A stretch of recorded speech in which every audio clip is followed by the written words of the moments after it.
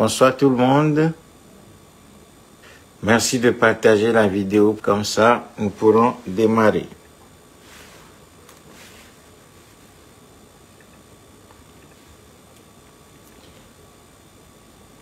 Alors, on va démarrer. Bonsoir tout le monde. Aujourd'hui, nous avons appris que Faure Gnassingbé est à l'Élysée.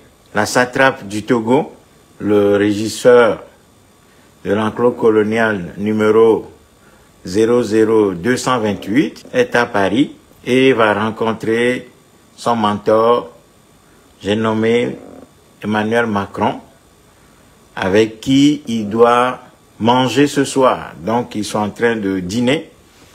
Ils sont en train de dîner actuellement à l'Élysée.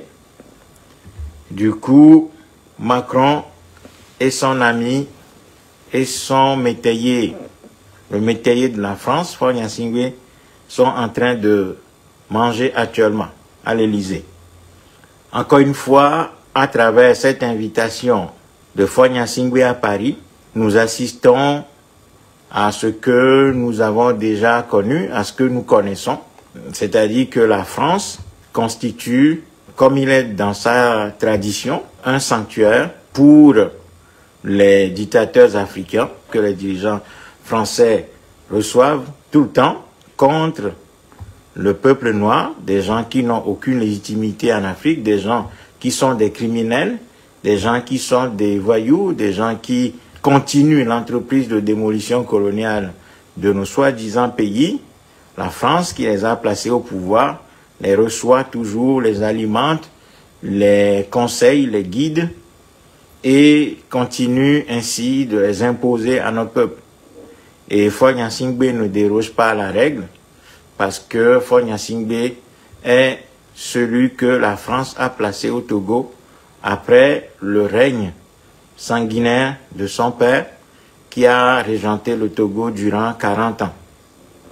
Aujourd'hui, Faure Gnassingbé poursuit la gouvernance de son père. Faure Gnassingbé, depuis qu'il est au pouvoir, depuis 2005, ça va faire bientôt 20 ans qu'il est là. Le Togo n'a pas enregistré un progrès sur aucun plan. Et c'est peu de le dire, parce que le Togo souffre énormément. Les infrastructures basiques sont en lambeaux, l'école est complètement démolie, les routes sont dans un état lamentable, la souffrance énorme dans le pays, les infrastructures de soins sont complètement inexistantes et les Togolais souffrent énormément. Le pouvoir d'achat des Togolais n'a fait que baisser pendant que les prix augmentent. Le soi-disant SMIC, c'est-à-dire le salaire minimum garanti au Togo, ne dépasse pas 80 €. Du coup, le pays souffre énormément. Et pendant ce temps, Faure Gnassingbé et ses amis se goinfrent, vivent bien, mangent bien, envoient leurs enfants à l'étranger étudier. Quand ils ont de petits maux de tête, ils prennent l'avion pour venir se soigner en Europe, en Occident, ou dans d'autres pays africains, notamment le Maroc, des pays qui sont les mieux équipés. Et ces gens narguent le pays, ils volent tout. On l'a encore vu avec ce qu'on a appelé le fonds Covid, qui est de l'argent que le Togo a emprunté sur le marché international et auprès d'autres pays. Eh bien, cet argent a été massivement détourné, volé. Et lorsque ce qui reste de la presse togolaise en parle, qu'est-ce que Faure Gnassingbé fait? Faure Gnassingbé arrête les journalistes, les emprisonne, les pousse à venir à la télévision pour faire des démentis, demander pardon pour des choses sur des informations somme toute vérifiées et vraies qui ont été données par ces journalistes. Et en fin de compte, Faure Gnassingbé et ses amis chassent ces journalistes-là, poussent ces journalistes en exil. Voilà un peu la situation dans le pays. La répression est énorme, les partis politiques sont endormis, les associations sont fatiguées, la population est réprimée, la peur est instaurée dans ce pays et le pays est vitrifié. Quand vous allez dans les villages, vous allez avoir l'impression d'être dans un film des années 1940 où tout est figé, les murs tombent, les routes soi-disant des villages sont creusées par la pluie Et donc, tout est sinistré dans ce pays. Et les Togolais sont massivement renvoyés à l'étranger. Du coup, ce pays souffre énormément. Et donc, quand Macron reçoit ces gens-là, Macron est co-responsable de ce bilan désastreux au Togo et en Afrique. Donc, Macron, ce soir, est en train de manger du petit four avec Faure Gnassingbé à l'Élysée, pendant que les Togolais crèvent la dalle, pendant que les Togolais meurent de faim, pendant que les Togolais sont réprimés. Ferdinand Haïté vient d'être renvoyé du pays. Son journal est saccagé, cassé. Le rédacteur en chef aussi est en fuite. Ainsi, l'un des derniers journaux dans le pays est saccagé par Faure Gnassingbé et ses amis. Pendant ce temps, Faure Gnassingbé est accueilli sur le tapis rouge à l'Élysée, en train de manger des petits fours et boire du champagne avec Macron ce soir à l'Élysée. Donc, nous voyons par là que la France continue de soutenir ces dictateurs obscurs, ces gens sans foi ni loi, sans scrupules, ces gens antipatriotes en Afrique qui répriment tout, qui volent tout, qui sont des assassins du peuple noir, et particulièrement au Togo. C'est ça que Macron est en train de recevoir et en train de manger avec. Donc voilà ce que la France est capable de faire, et la France fait depuis qu'elle a mis les pieds en Afrique. La France ne fait que soutenir ce type de régime. Et à chaque fois que quelqu'un lève la tête pour contester ce système mafieux, criminel, sanguinaire, qu'est-ce que la France fait? La France et ses sous-fifres en Afrique sortent les armes pour tuer, massacrer et chasser tous ceux qui prennent leur courage à deux mains pour dénoncer ce système criminel et mafieux. Donc la France-Afrique vit, la France-Afrique est toujours vivante, et la France-Afrique fait toujours des ravages en Afrique. La France-Afrique est toujours présente en Afrique, notamment au Togo où Faure Gnassingbé maintient le peuple togolais dans l'obscurité, dans la souffrance, dans la misère la plus honteuse. Le pays est décimé. Les gens souffrent énormément. Les Togolais ne rêvent que de l'étranger. Beaucoup de Togolais veulent fuir le pays parce que la souffrance est énorme dans ce pays. La souffrance est trop dans ce pays. Et Macron, en recevant Faure Gnassingbé, est co-responsable de cette situation dans notre pays, le Togo. Ce pays ne nous appartient plus. Les Togolais sont renvoyés de leur pays. Les Togolais sont des esclaves dans leur propre pays. Les Togolais n'ont plus de pays parce que Faure Gnassingbé et ses amis ont pris ce pays en otage, l'ont volé aux Togolais. On a volé le Togo aux Togolais. Et ce peuple est en déréliction, en train de souffrir, ne sachant plus à quel sein se vouer et se confier. Les Togolais se réduisent à la prière, à la génuflexion, au laisser-aller. Les Togolais ne se font plus confiance. Les Togolais sont déçus de tout et de rien parce que ce régime a neutralisé son opposition, a neutralisé tout le monde dans ce pays. Tout le monde est endormi dans ce pays. Les esprits sont endormis dans ce pays. Il est temps maintenant que les Togolais se réveillent.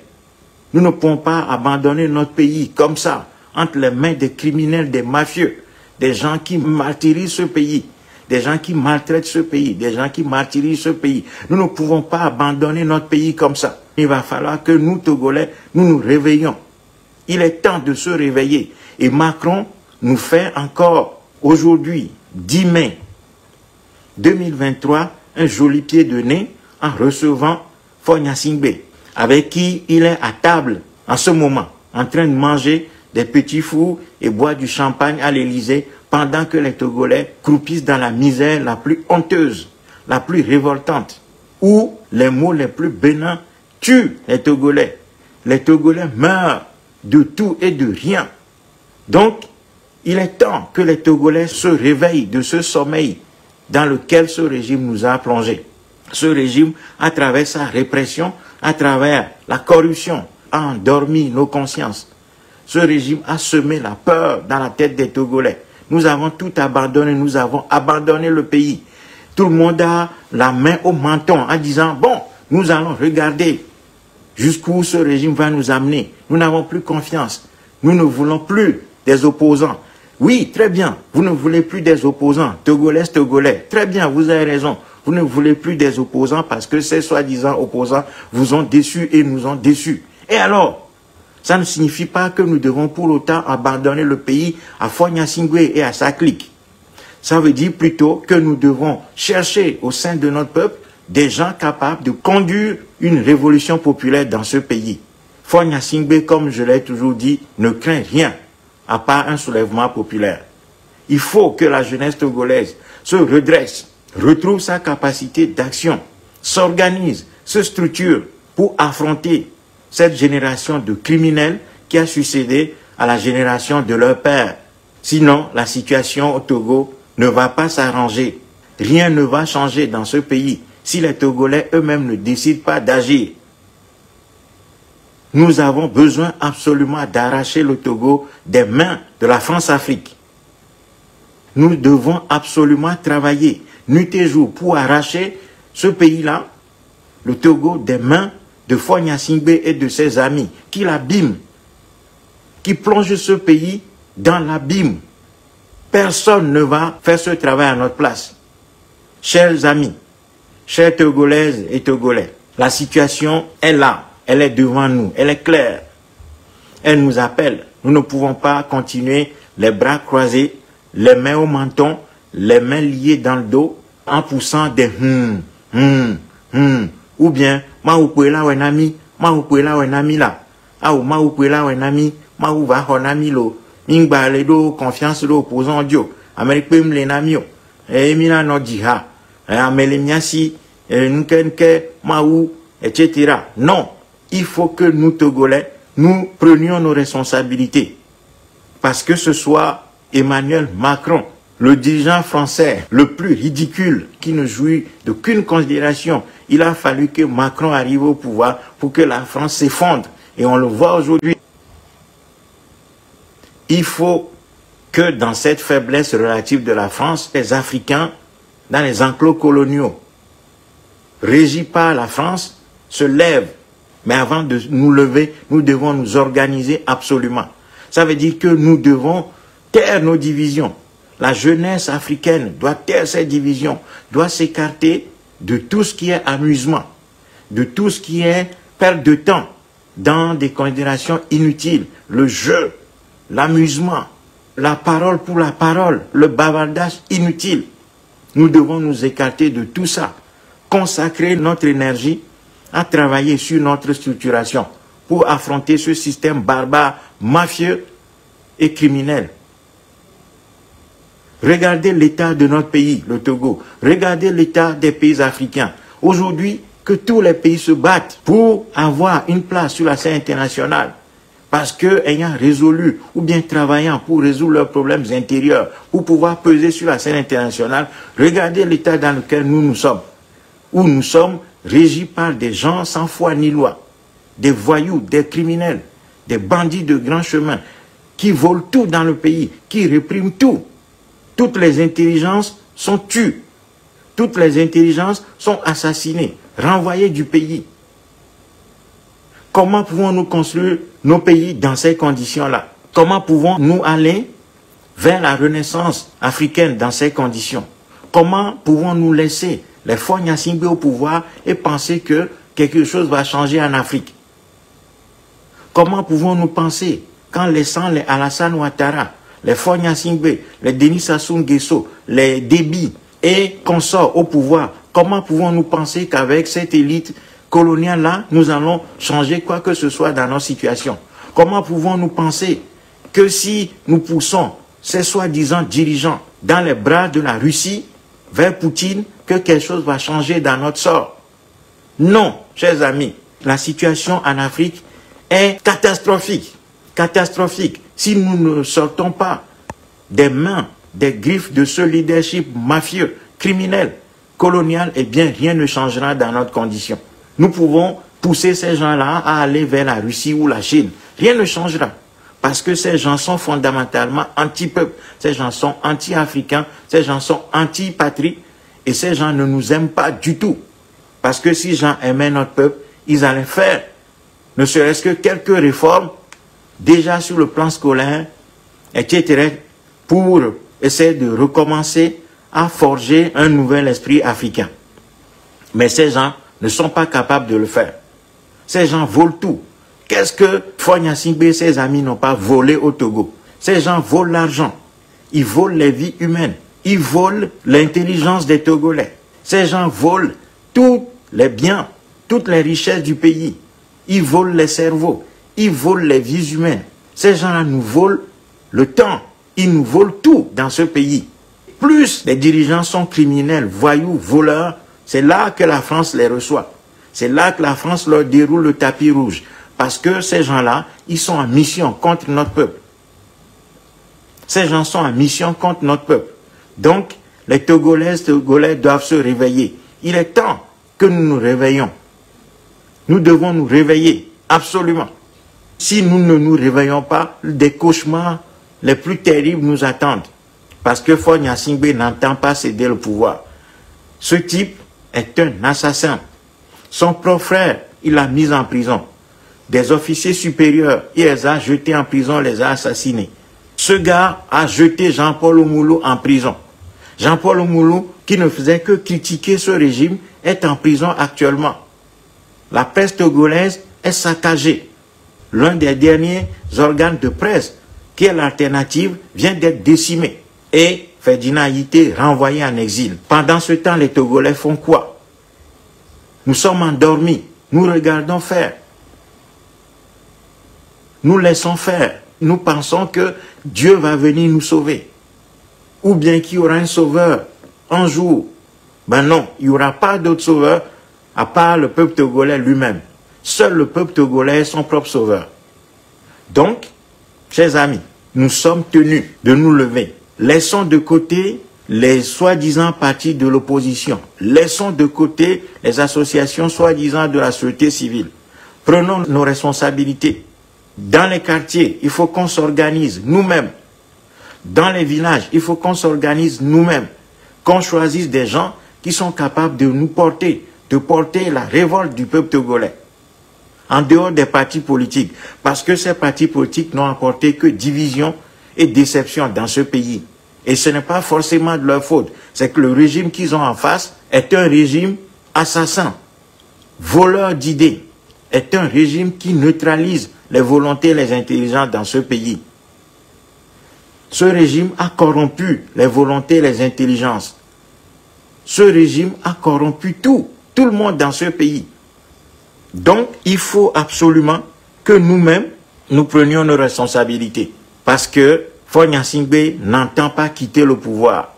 Il ne le fera pas. Et même s'il le faisait, il va se faire remplacer par quelqu'un de son acabit. Donc, le peuple togolais doit assumer ses responsabilités. Et Macron et ses amis ne vont pas nous faciliter la tâche. C'est clair ça. Parce que ces gens, ce sont eux qui sont les mentors de ce régime. Il faut donc que nous-mêmes, Togolais, nous nous levions, que nous nous organisions, que nous structurons notre marche vers la révolution populaire et du nord au sud.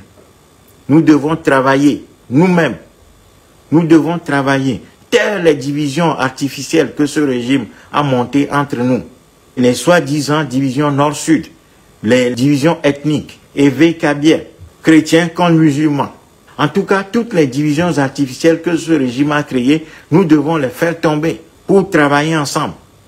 Ces divisions que les partis politiques n'ont pas su conjurer et qu'eux-mêmes ils alimentent. Parce qu'il faut voir que les Togolais ont abandonné le combat contre ce régime pour se livrer à une guerre entre membres de partis politiques.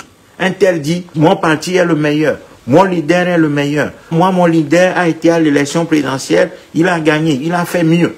Vous, votre leader n'a pas fait mieux. On se combat entre nous pendant que ce régime fait la fête et se moque de nous en disant définitivement qu'il a gagné la partie en opposant les Togolais les uns aux autres dans le cadre des partis politiques. Aujourd'hui, le combat togolais est devenu un combat de coq entre partis politiques à qui Faure Gnassingbé ne va jamais donner le pouvoir. Donc, c'est à nous les Togolaises et Togolais de comprendre ça, de dépasser ces divisions artificielles pour travailler sur la seule idée que nous impose la période, à savoir l'idée de la patrie. Nous devons retrouver l'esprit patriote. Nous devons retrouver l'intelligence patriote pour nous sortir de ce piège de division entre partis politiques et travailler absolument sur la mise en place d'une révolution populaire qui traverse tous les partis politiques. Ce n'est qu'à cette condition que nous allons faire tomber ce régime et régler définitivement la question togolaise qui dure depuis 60 ans maintenant. Regardez l'état dans lequel se trouve notre pays. Regardez l'état dans lequel nous nous trouvons. Pendant ce temps, Faure Gnassingbé se pavane dans le monde. Faure Gnassingbé se pavane, dépense des centaines de millions pour voyager avec ses copines, ses amis. Il loge dans les plus beaux hôtels, il mange des petits fours et actuellement, il va manger à l'Élysée avec Macron. Donc, sur le site de l'Élysée, c'est annoncé que Faure Gnassingbé et Macron sont en train de manger actuellement. Depuis 20 heures, heure de Paris, ça fait 1h40 que ces deux sont en train de manger. Sur le dos de qui? Des Africains et des Togolais. Pendant que les Togolais dorment le ventre vide, Faure Gnassingbé se promène avec des caisses d'argent. Quel pacte ces gens sont en train de nouer actuellement à l'Élysée? C'est le pacte diabolique de la pérennisation de ce pouvoir criminel. Parce que Faure Gnassingbé ne veut pas quitter le pouvoir et ne va pas quitter le pouvoir si les Togolais ne le forcent pas, ne le chassent pas. Macron l'adoube, Macron le bénit ce régime criminel dans ses crimes en l'accueillant à Paris, en mangeant avec, et ces gens se congratulent entre eux actuellement, se félicitent, se tapent sur les épaules, mangent bien, boivent bien, pendant que les Togolais ont faim. Les Togolais sont sans électricité, les Togolais sont sans route, les Togolais sont sans hôpitaux, les Togolais sont sans soins. Et toutes les maladies, même les plus bénignes, tuent les Togolais actuellement. Chers amis, nous avons un travail à faire. Ce régime, c'est l'ennemi absolu du peuple togolais. Il faut le considérer comme tel. Le régime Franco-Gnassingbé est un régime criminel, assassin et ennemi du peuple togolais. Il faut absolument que dans ces conditions, les Togolais se lèvent,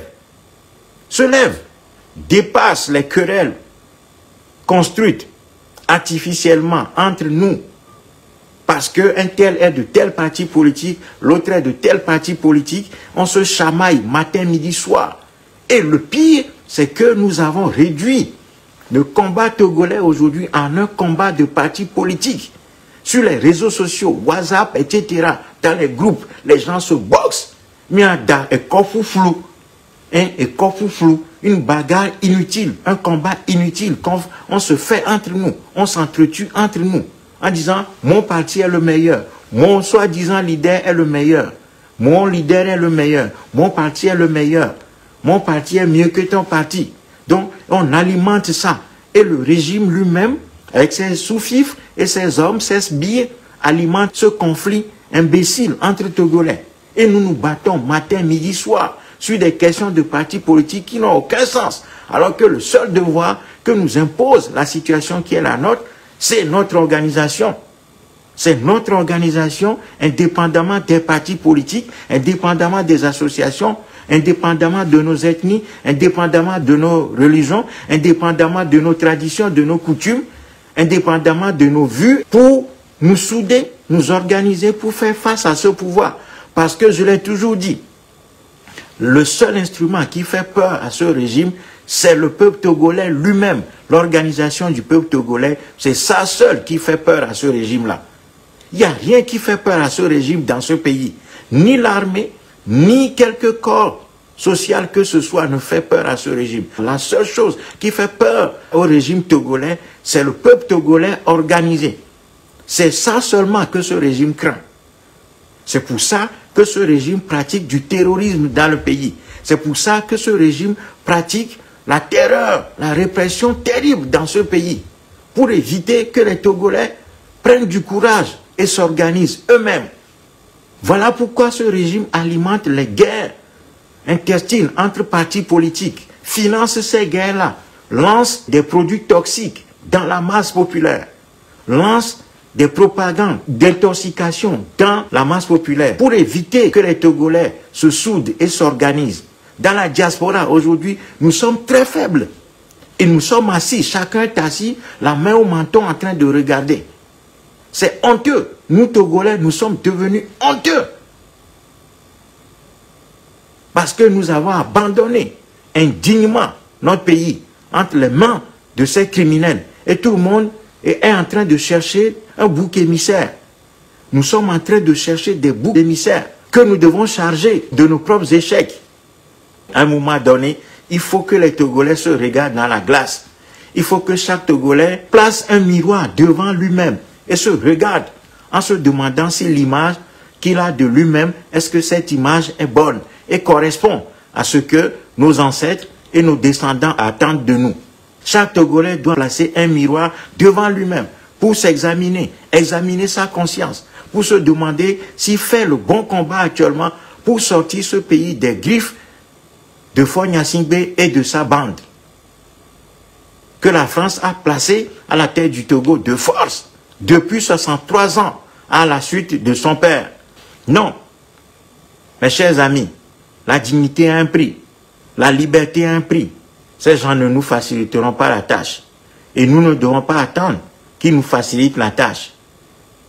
Ce qui doit nous intéresser, c'est prendre la mesure de nos responsabilités face à ces situations catastrophiques, chaotiques, inhumaines, ces situations infernales. Nous vivons en enfer. Donc, il faut absolument que le peuple togolais se redresse, retrouve la combativité, retrouve l'intelligence stratégique pour s'organiser en dehors des partis politiques et de toutes les divisions artificielles que ce régime et ses accompagnants, soi-disant de l'opposition, ont construit entre nous. Il n'y a pas d'élection, il n'y aura pas d'élection au Togo. Il n'y aura pas d'élection au Togo, ni législative, ni locale, ni présidentielle. Tout ça, ce sont des mascarades. Ce sont des mascarades. Ce régime a toujours pratiqué une situation de fait accompli. Chaque fois, ce régime nous met devant le fait accompli, où nous devons choisir d'aller nous-mêmes nous humilier et apporter une caution populaire à ces mascarades électorales, ou alors on abandonne et puis on va dire, bon, maintenant, la chanson c'est le boycott n'a jamais rien apporté de bon dans ce pays. Donc, allons quand même aux élections législatives, prenons ce que nous devons prendre et puis constituons une opposition parlementaire à ce régime. Parce que si on laisse ce régime aller seul aux élections, ils vont encore modifier la constitution, etc., etc. Que l'opposition institutionnelle aille ou pas aux élections, Faure Gnassingbé va gagner, le RPT va gagner, ils vont tailler encore une fois un parlement sur mesure qui va leur permettre de modifier une fois encore la constitution, soi-disant, pour permettre à Faure Gnassingbé de rester au pouvoir. Et si quelqu'un ose contester ça, eh bien, comme toujours, ce régime va sortir l'artillerie lourde pour mater le peuple togolais et faire taire toutes les critiques dans ce pays. Et ça a commencé avec la répression du journal Alternative, avec Ferdinand Huité qui est renvoyé aujourd'hui en exil. Voyez? Donc, les Togolais doivent travailler rien que sur le caractère violent de ce régime. C'est la violence qui permet à ce régime de se maintenir. Et c'est sur cette violence-là que nous n'avons jamais réussi à travailler véritablement. Comment faire pour sortir la peur de la tête des Togolais? La peur, parce que ce régime gouverne que par ça, par la peur. C'est la peur qui lui permet de tenir le peuple togolais en respect. Et c'est sur la peur que nous devons travailler. Le Moltra a fait plusieurs vidéos et a écrit des textes sur la peur. Nous avons travaillé sur ça. Donc il faut absolument que la jeunesse togolaise s'approche de nous. Nous allons l'aider à se structurer, à se former et à dépasser la peur. Parce que ce type de régime a toujours existé dans l'histoire. Mais lorsque les peuples se sont mis debout de manière organisée, disciplinée, structurée, conduit par un leadership responsable, visionnaire et courageux, eh bien, ces régimes-là sont tombés.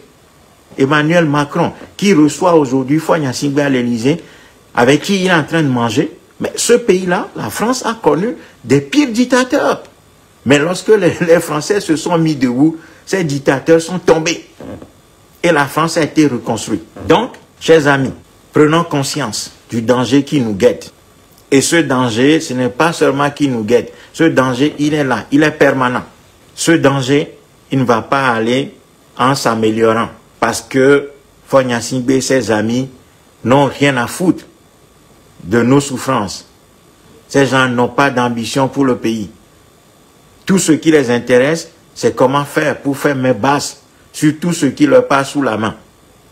C'est comment faire pour tenir ce pays dans ce régime colonial.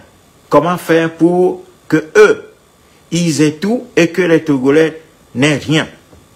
Comment faire pour que les Togolais soient toujours soumis à eux. Et pour y arriver, ces gens pratiquent une politique de la terreur, faite de privation de tout. Les Togolais sont privés de tout, de nourriture, d'eau potable, d'écoles, de routes, d'hôpitaux. Les Togolais sont réduits en esclaves dans leur propre pays. La souffrance est immense. La souffrance est immense. Donc, levons-nous. Commençons par nous organiser de quartier en quartier, de village en village, de ville en ville, de préfecture en préfecture, de région en région et sur l'ensemble du territoire. Constituons une chaîne humaine et préparons ainsi la révolution populaire. Parce que c'est ça seulement que Faure Gnassingbé craint. Et lorsque les Togolais seront en mesure de dépasser la peur, eh bien, la situation changera. Parce que Faure Gnassingbé et ses amis ne peuvent pas tenir tout un peuple de manière éternelle. C'est parce que jusqu'à présent, notre peuple n'a pas construit les instruments de cette révolution populaire que la situation est comme ça. Togolais, l'heure a sonné. L'heure de nous-mêmes a sonné. Dépassons les querelles de partis politiques, encore une fois. Dépassons les querelles d'associations. Moi, j'appartiens à telle association, toi, tu appartiens à l'autre. Donc, nous ne pouvons pas travailler ensemble. On ne s'aime pas. Nous ne nous aimons pas, aussi bien à l'intérieur que dans la diaspora, parce que ce régime a semé des graines de la haine, de la division, de la détestation cordiale, des haines les plus insensées entre nous.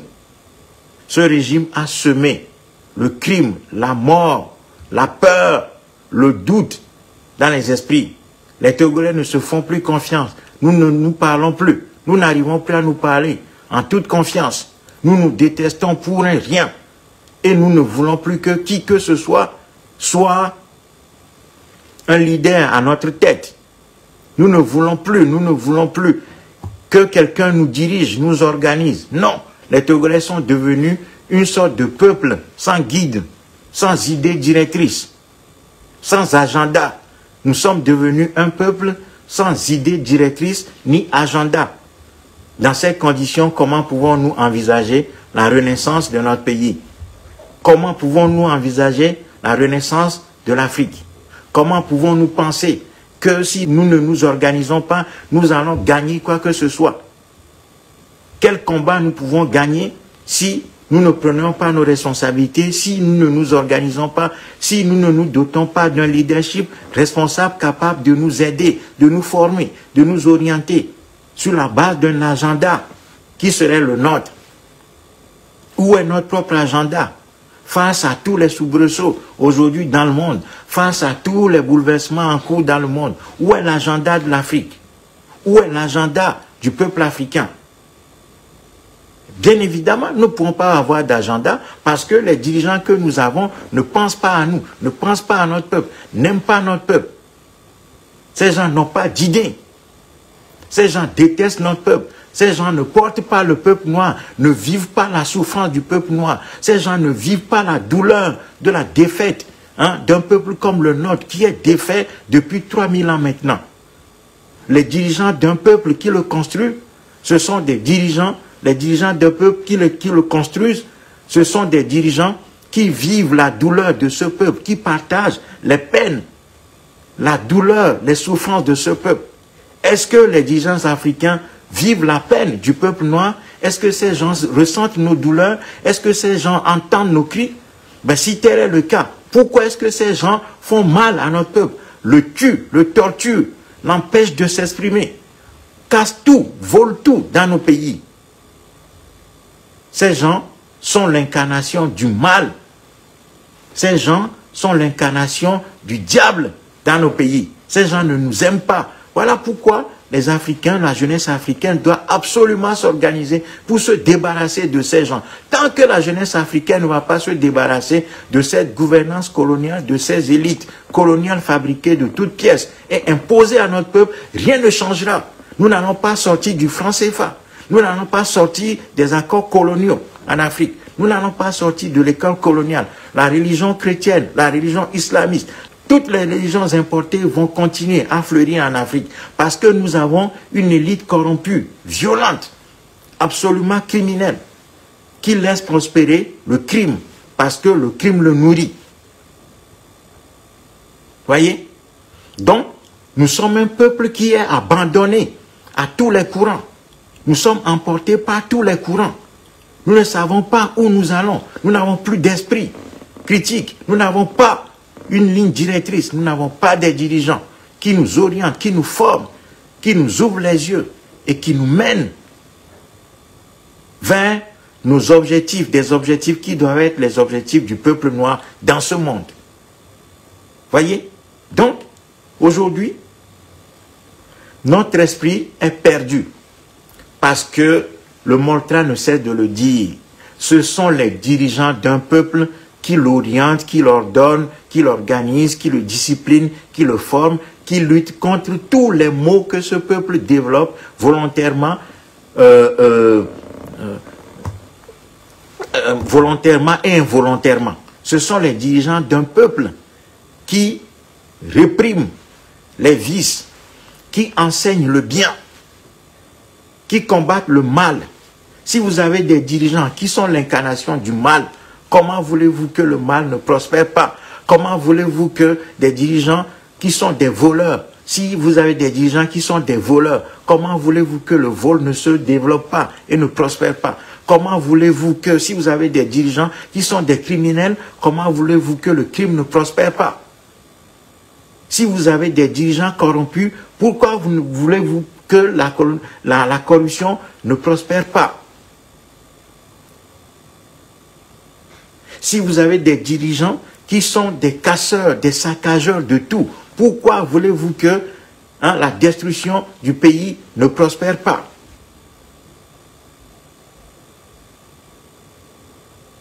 Chers amis, il faut vivre la douleur d'appartenir à un peuple défait pour travailler pour ce peuple.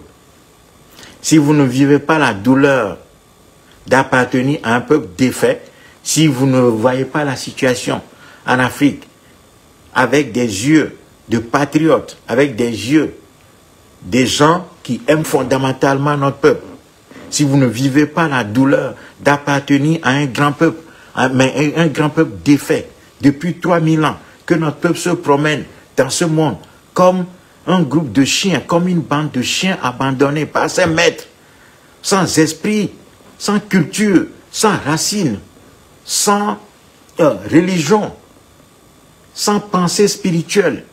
Nous sommes devenus un peuple vide. Nous sommes devenus un peuple vide.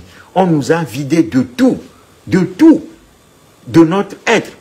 Et le pire, c'est que les dirigeants africains qui voulaient corriger ces situations ont été assassinés et continuent d'être assassinés. Et on nous a imposé le pire du pire. On nous a imposé des caïds, des criminels, des voyous, des assassins, des gens sans cœur, des voleurs patentés. Et ces gens gouvernent, règnent et se pavanent pendant que le peuple noir, affaibli, sorti de l'histoire, fatigué, réprimé, corrompu même, parce que notre peuple est devenu corrompu. Et nous assistons à tout ça, à toute cette corruption en silence. Nous pensons que si nous nous taisons, le temps va faire son œuvre. Le temps ne fera aucune œuvre, sauf à aggraver la situation. Parce que là où les hommes n'agissent pas, le temps ne corrige rien. Le temps ne corrige rien là où les gens ont démissionné et fuient leurs responsabilités. Le temps devient le pire ennemi des gens qui ont décidé d'abandonner tout, d'abdiquer leur dignité, d'abdiquer leur liberté, d'abdiquer leur indépendance, d'abdiquer leur futur. Nous avons sacrifié tout. Nous sommes devenus un des peuples les plus corrompus de ce monde. Parce que nous assistons à la destruction de nos pays et nous ne faisons rien. Tout le monde a peur. La peur est devenue la chose la mieux partagée en Afrique. Nous sommes devenus des agents à plusieurs langues. Nous sommes devenus des menteurs. Quand quelqu'un te dit oui, en fait, il pense non en réalité. Et quand quelqu'un te dit non, en réalité, il pense oui. Tout le monde est devenu un couteau à double tranchant. Nous voyons tout ce qui ne va pas. Mais tout le monde dit, ah, c'est pas à moi de le faire. Ah bon, ça n'a qu'à rester comme ça. Restons là-dedans comme ça. Regardez le prix que nous payons pour notre laxisme, pour notre corruption, pour notre méchanceté, pour le désordre que nous-mêmes nous entretenons, pour le refus de nous organiser. Regardez le prix que nous sommes en train de payer aujourd'hui dans des pays comme le Burkina Faso, le Mali, le Togo, le Bénin, le Niger, où on a monté des groupes terroristes qui sont en train de prendre les villages et en train d'égorger les populations. Ces populations pensant que, en s'écartant de tout, en ignorant tout, en jouant même aux ignorants, ils vont vivre heureux. Eh bien non, notre ignorance nous a rattrapés. Notre refus de nous organiser nous a rattrapés. Et ce n'est que le début. Les grandes douleurs sont devant nous. Si le peuple noir ne prend pas ses responsabilités pour se débarrasser des criminels, des voyous, des antipatriotes qui nous sont imposés, la situation va s'aggraver. L'Occident ne nous fera aucun cadeau. La Russie ne nous sera d'aucune aide. La Chine ne nous fera aucun cadeau. C'est à nous de nous prendre en charge, de définir notre agenda, de nous doter des dirigeants patriotes qui aiment fondamentalement notre peuple et de porter ce peuple-là dans leur cœur pour pouvoir le sortir de sa misère spirituelle, matérielle, intellectuelle et tout ce que vous voulez.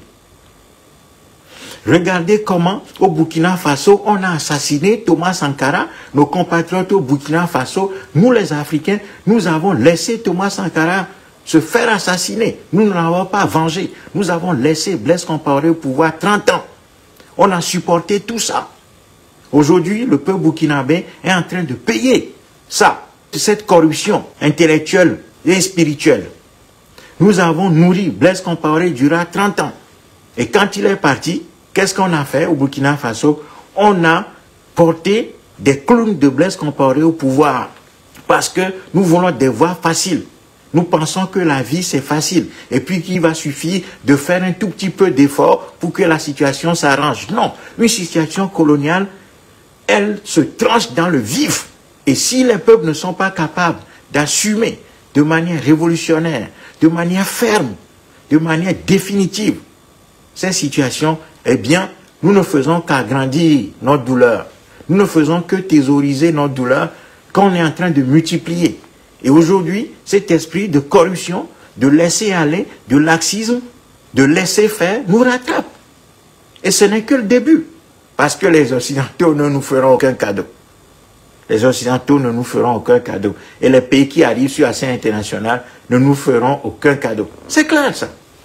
Nous sommes en train de payer le prix de notre corruption. Parce que c'est une corruption d'avoir laissé des gens comme Thomas Sankara se faire assassiner sans réagir. Nous avons réagi, oui, mais ces réactions étaient trop timorées. Nous allons payer le prix d'avoir laissé assassiner des gens comme Lumumba.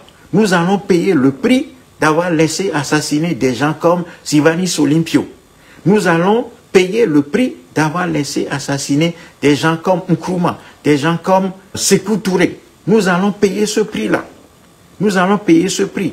Parce qu'en réalité, c'est une corruption, une sorte de corruption que d'assister à l'assassinat de ces dignes fils d'Afrique, de n'avoir rien fait ou d'avoir essayé un tout petit peu, et puis de laisser la situation entre les mains de ceux qui ont véritablement pour intérêt, pour ambition, de tuer le peuple noir, de l'immobiliser pour que les autres puissent l'exploiter.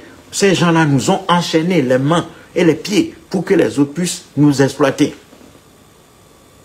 Ce sont ces gens-là que nous avons laissés au pouvoir. Tout le monde les dribble. Nous dribblons les problèmes, pensant qu'en les dribblant, nous allons les fuir. Et puis, bon, le temps va faire son œuvre et progressivement la situation va s'arranger pour nous. Non, une situation ne se corrige jamais seule. Seule l'action humaine est décisive dans l'histoire de l'humanité. Il n'y a rien qui fait l'histoire. Ce sont les peuples, les hommes qui font l'histoire. Aucune situation ne se résout tout seul. Jamais. Donc, nous, notre message, c'est pas de caresser le peuple noir dans le sens du poil. Nous n'avons pas d'ambition de ravir des applaudissements. La vérité, elle doit être dite. Que les gens nous détestent ou pas, c'est pas un problème. Que les gens aiment notre page ou pas, c'est pas un problème. Nous parlons pour l'histoire. Moi, je ne parle même pas pour les générations actuelles. Je parle pour le futur. Le Moltran s'adresse aux générations futures. Si les Africains ne veulent pas assumer les responsabilités et qu'ils apprécient seulement ceux qui les caressent dans le sens du poil, nous, le Moltran, on s'en fout. Nous allons continuer à dire la vérité telle qu'elle aux Africains, que ça plaise ou non. Parce que les lois de l'histoire, elles sont incontournables. Et aucun peuple ne peut ruser avec les lois de l'histoire en pensant pouvoir résoudre ses problèmes. Donc, chers amis, le devoir qui nous incombe, c'est notre organisation. Autrement dit, chaque Africain doit aller chercher d'autres Africains dans son voisinage, dans son village, dans son travail, dans sa ville, dans sa préfecture, dans sa région, dans le pays entier, pour que nous commencions par réfléchir de manière patriotique sur nos pays, sur nos enclos coloniaux. Comment faire? Travailler matin, midi, soir sur les stratégies, les axes prioritaires de la stratégie, de la tactique. Comment mener le combat face aux forces de répression qui sont armées, outillées contre notre peuple. Comment faire pour nous sortir de la peur, de la désorganisation, de l'indiscipline qui caractérise notre peuple. Notre peuple se complète dans l'indiscipline. Pendant ce temps, Fonya Singbe et ses amis, Alassane Ouattara et ses amis, Denis Sassou Nguesso et ses amis, Déby et ses amis, la canaille se promène, sillonne le monde, vit bien, mange bien, se sucre sur le dos des Africains, pendant que toutes les maladies, à commencer par le paludisme, nous tuent, nous assassinent, les cancers se développent.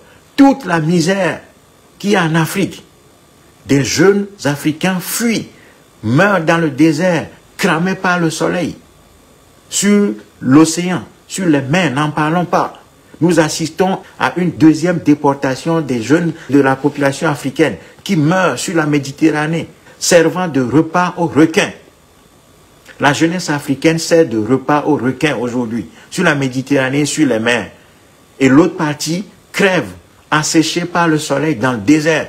Et ces gens sont là, en train de se moquer de nous, en disant qu'ils combattent le terrorisme, qu'ils vont s'engager dans le développement du pays, etc., etc. Ces gens volent tout ce qui leur passe sous la main, répriment tout le monde, tuent, assassinent, cassent les journalistes qui se battent, jettent des gens en prison. Fonya Singbe a Jean-Paul Oumoulou en prison aujourd'hui. Des jeunes accusés à tort d'appartenir à un mouvement révolutionnaire appelé Taïga, croupissent en prison aujourd'hui. Fonya Singbe règne dans ce pays comme Nabucodonosor. Et tout le monde est là, la main au menton, en train de se dire, bon, laissons faire. Il n'y a rien à faire, on ne peut plus rien faire, parce que les opposants nous ont déçus. Est-ce que c'est aux opposants que nous allons construire ce pays? Ce n'est pas pour nous-mêmes et pour nos enfants. Donc, sortons de toutes ces guerres-là et allons chercher la force décisive qui est en notre sein. Et cette force-là, décisive-là, elle est endormie actuellement. La force décisive qui manque au peuple togolais réside en son sein. Mais cette force-là, elle est endormie. Elle est neutralisée actuellement par la corruption, par la peur, par les détestations, par des guerres inutiles entre nous. Nous menons des guerres entre nous, entre personnes, entre partis politiques, entre associations. Tout ça ne fait qu'arranger le régime RPT. Nous faisons le jeu du RPT en nous investissant dans des guerres sur les réseaux sociaux et WhatsApp. Matin, midi, soir, les Togolais ne font que s'insulter.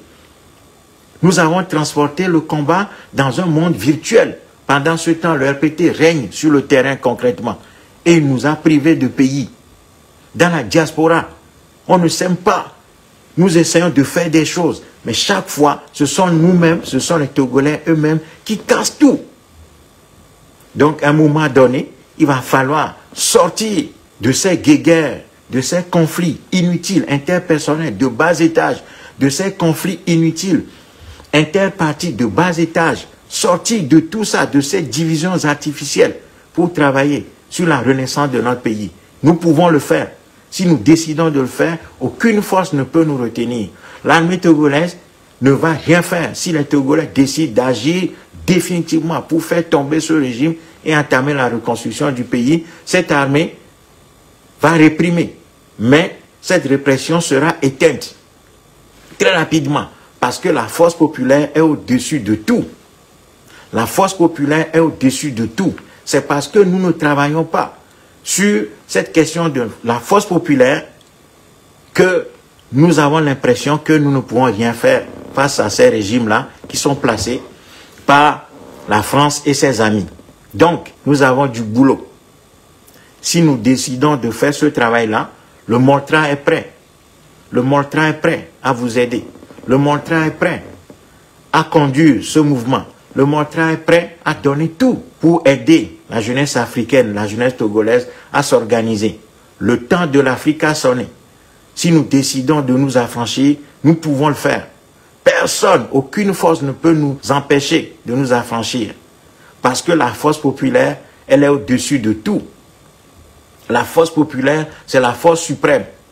Voilà pourquoi des dirigeants comme Faure Gnassingbé mettent tout en œuvre pour diviser le pays, pour diviser le peuple, pour l'affaiblir, pour l'affamer, pour la réprimer, lui faire peur, créer la peur, créer le doute dans les têtes, éloigner les Togolais les uns des autres, leur faire peur, les réprimer, jeter les gens en prison. Il n'y a pas de tabou pour ce régime. Ce régime réprime absolument tout le monde. Comme ça, il y a une peur qui est créée dans le pays pour éviter que les Togolais ne prennent conscience de leur véritable capacité d'action. Eh bien, c'est à nous de déjouer ce piège-là.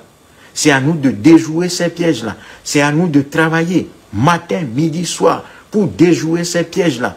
Nous pouvons sortir de cette peur. Nous pouvons sortir de cette torpeur. Nous pouvons sortir des manipulations, de la corruption. Nous pouvons sortir de toutes les menaces et travailler aussi bien la diaspora que des gens de l'intérieur, main dans la main, pour entamer la grande bataille, c'est-à-dire la bataille décisive face à ce régime criminel, kleptocrate, qui est celui de Faure Gnassingbé, qui est le régime franco-Gnassingbé. Ces gens ont instauré la mort dans ce pays. Ces gens ont instauré l'enfer dans ce pays. Ça ne peut pas durer. Les Togolais ne doivent pas rester les bras croisés, dans le dos, les mains au menton, en train de chanter des cantiques de tristesse, de mort et de l'au-delà, du paradis céleste. Non, nous devons vivre sur terre. La terre de nos aïeux nous appartient. La terre de nos aïeux nous appartient. Aujourd'hui, elle nous a échappé. Mais cela ne doit pas durer et ne doit pas perdurer. Togolais du Nord, Togolais du Sud, Togolais du Centre, Kabylie, Evé, Moba, Tchokossi, tous nous sommes embarqués dans le même bateau.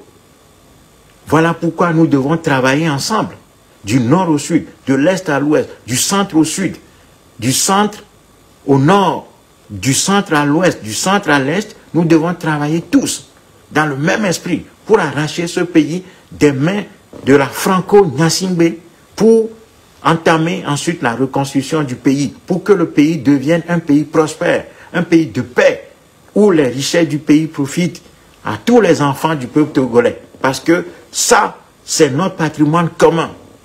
Les Gnassingbé et leurs amis franco-Gnassingbé n'ont aucun droit sur ce pays. Ces gens n'ont pas plus de droits que nous. Au Gabon, les Bongos et leurs amis n'ont pas plus de droits que les Gabonais. Au Tchad, Déby et sa famille et leurs amis franco-débiles ne peuvent pas avoir plus de droits que le peuple tchadien. Au Congo, Sassou Nguesso et ses amis et leurs amis franco-Sassou ne doivent pas avoir plus de droits que les Congolais. La terre congolaise appartient aux Congolais. Et si les Congolais décident de se lever, ces régimes-là vont tomber. Ces régimes ne peuvent rien. Il y a certaines personnes qui vont mourir, mais ces gens-là, ceux qui vont tomber, ce sont nos héros. Chaque pays se construit toujours sur l'humus, sur le sang de ses enfants les plus patriotes. C'est comme ça. Fatalement, l'histoire, elle est comme ça. Et les Noirs doivent être conscients qu'il n'y a pas une bonne mort ou une mauvaise mort. La mort, c'est la mort. Il vaut mieux mourir pour une cause.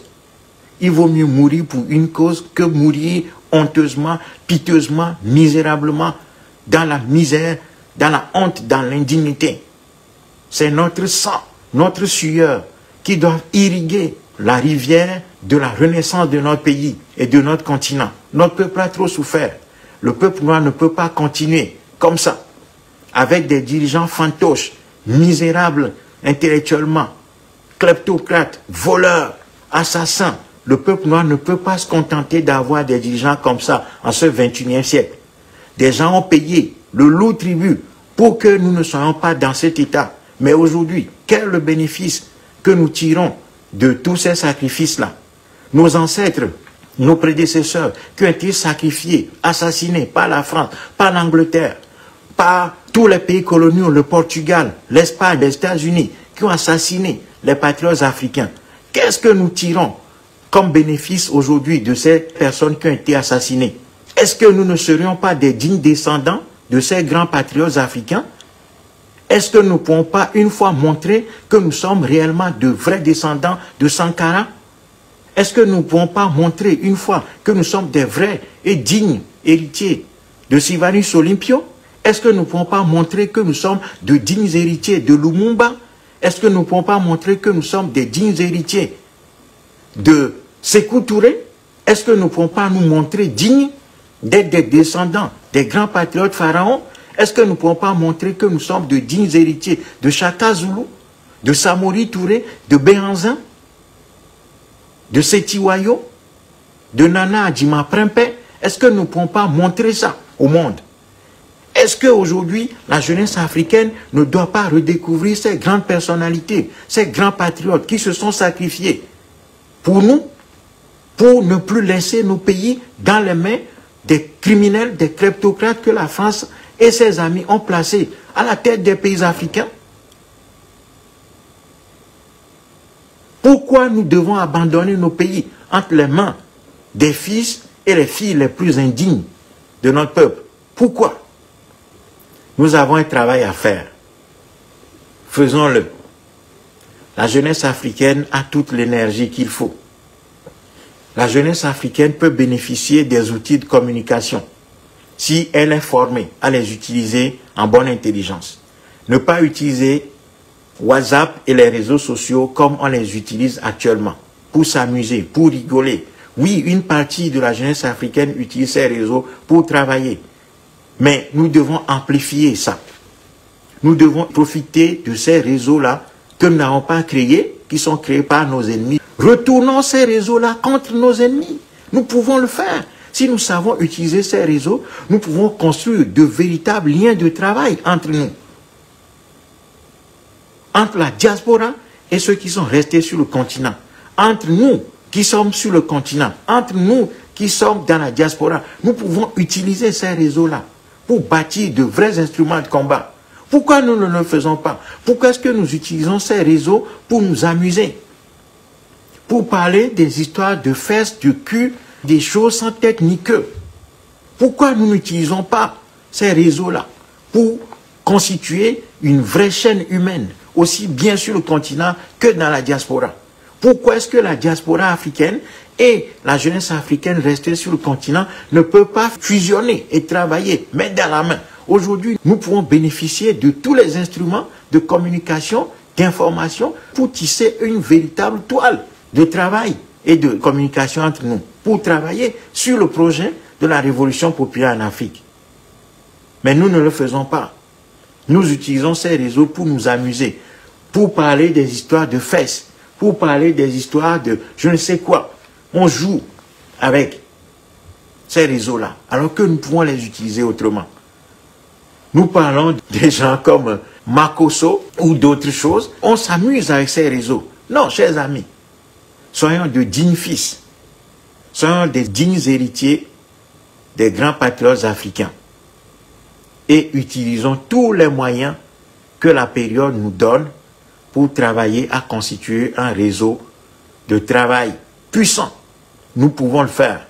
La jeunesse africaine a l'intelligence, elle a l'énergie, elle a les ressources, elle a tous les moyens pour redresser ce continent. En 50 ans, nous pouvons oublier les humiliations que nous avons subies depuis 3000 ans. La Chine a montré ça.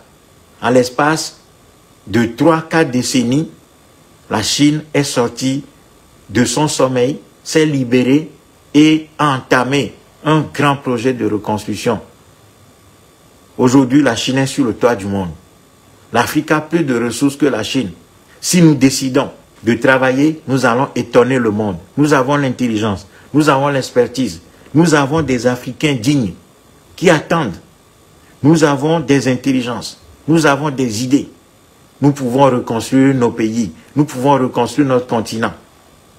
Mais pour cela, il va falloir lutter absolument pour arracher nos terres des mains des dirigeants fantoches, criminels qu'on nous a imposés, qui nous imposent l'agriculture coloniale, qui nous imposent l'école coloniale, qui nous imposent les religions coloniales, qui nous imposent une industrie minière coloniale, qui nous imposent tout et qui, en définitive, immobilise notre peuple pour que notre peuple continue d'être exploité, d'être ridiculisé dans ce monde. Chers amis, le montre est à votre disposition. Si vous nous sollicitez, nous allons vous répondre. Nous demandons simplement que chaque Africain trouve d'autres Africains dans son voisinage immédiat et lointain pour que nous puissions, main dans la main, commencer par sérieusement réfléchir sur les voies et moyens. Nous, on a déjà travaillé sur les voies et moyens pour affranchir l'Afrique. La voie, nous l'avons tracée depuis 20 ans. C'est la voie de la révolution populaire sous la forme d'un tsunami, c'est-à-dire une masse d'hommes suffisamment puissante pour renverser toutes les institutions coloniales sur son passage et ainsi libérer la voie pour la renaissance de notre continent. À partir d'un véritable projet de renaissance basé sur la redécouverte de notre histoire, la mise à jour de nos valeurs culturelles, sortie des accords coloniaux qui font que nous avons des bases militaires, nous avons le franc CFA, nous avons l'école coloniale. Tout ce qui empêche l'Afrique aujourd'hui, nous défaire de ça et commencer la reconstruction véritable de l'Afrique à partir d'un vrai projet qui va mettre l'agriculture au centre des préoccupations, la formation. Nous allons détruire l'école coloniale, recommencer à constituer un nouvel être africain à partir duquel nous allons lancer l'Afrique vers la conquête de sa dignité perdue pour que, en définitive, l'Afrique revienne au cœur du monde qu'elle n'aurait dû jamais quitter. Pour que nous puissions ensemble, main dans la main, travailler à faire chuter ce système criminel, mafieux, qui est alimenté par la France, les États-Unis, l'OTAN d'une manière générale, c'est-à-dire l'oligarchie mondiale, qui veut que l'Afrique continue par servir de terre qui exporte ses biens précieux et reçoit en retour des biens frelatés de basse qualité à des prix très exorbitants. C'est ça qu'on appelle un système colonial. C'est dans ça que cette oligarchie mondialiste nous enferme et dont nous devons nous débarrasser. Personne ne va faire ce travail-là à notre place. C'est nous et nous seuls qui devons le faire. Nous n'avons pas besoin d'attendre la Russie, ni Poutine, ni qui que ce soit. C'est à la jeunesse africaine d'être digne de ses responsabilités, des grands sacrifices faits par les Lumumba, les Sankara, en passant par les Gbagbo et Kadhafi, sans oublier nos ancêtres, les grands résistants, anonymes et connus. Au nom de tout ça, la jeunesse africaine doit se dresser, doit se mettre debout, doit se redresser, retrouver du sérieux, la discipline, la combativité, le sens des responsabilités. Parce que c'est la jeunesse d'un pays qui est le sang de ce peuple-là. C'est à la jeunesse d'assumer ses responsabilités. C'est à la jeunesse de porter les attentes, les aspirations de son peuple. Le peuple noir a trop souffert. Ça fait 3000 ans que nous sommes dans cette situation d'humiliation. On nous a sortis de l'histoire. Il est temps que l'Afrique réintègre l'histoire. On nous a privés de tout, de notre personnalité. Il est temps que l'Afrique retrouve sa personnalité, son identité, à partir de laquelle notre peuple doit s'élancer vers la conquête des cimes et du toit du monde. Nous sommes capables de faire ce travail. Mais pour cela, nous avons besoin d'être conduits, d'être formés, d'être orientés, d'être guidés. Et donc, c'est dans la discipline que ce travail se fera. Jeunesse africaine, courage, confiance et détermination pour toi. L'avenir du continent repose entre tes mains. Le sort de notre peuple repose entre tes mains, jeunesse africaine. Ne t'endors pas. Ne joue plus. Prends ton rôle au sérieux, jeunesse africaine. Prends ton rôle au sérieux. Jeunesse africaine, sois disciplinée. Retrouve le sens de la dignité, du combat, du courage. Jeunesse africaine, redresse-toi et arrache notre continent des mains des criminels qui nous ont été imposés, qui abîment notre pays, qui abîment notre continent, qui nous font du tort, qui nous humilient, qui nous immobilisent. Jeunesse africaine, c'est toi qui es la solution pour ce continent. Ne joue plus. Prends ton rôle au sérieux. Redresse-toi. Et coupons les racines de la domination, de l'humiliation, de l'irresponsabilisation, de la corruption sur nos terres. Arrachons notre continent des mains des sous-fifres qui sont placés au pouvoir comme Faure Gnassingbé au Togo, Sassou au Congo, ainsi de suite, par la France et ses amis. Jeunesse africaine, relève-toi, redresse-toi, travaille, bats-toi, reconquiert la terre africaine pour nos descendants, au nom de nos ancêtres, au nom des grands sacrifices qui ont été faits par nos prédécesseurs. Jeunesse africaine, à toi le combat et à toi la victoire. Chers amis, merci à vous d'avoir été là. Merci de partager la vidéo. Merci encore une fois pour votre soutien. Merci de faire connaître le MOLTRA, Mouvement pour la libération totale et la reconstruction de l'Afrique. Merci d'aller sur nos pages Facebook MOLTRA. Merci d'aller sur notre page YouTube MOLTRA. Merci d'aller sur le site internet du MOLTRA, moltra.org. Merci d'aller sur notre blog que nous avons créé depuis 20 ans maintenant, qui s'appelle lajuda.blogspot.com. Merci. Partagez énormément notre message et envoyez-nous des Africains. Envoyez des gens vers nous. À très bientôt.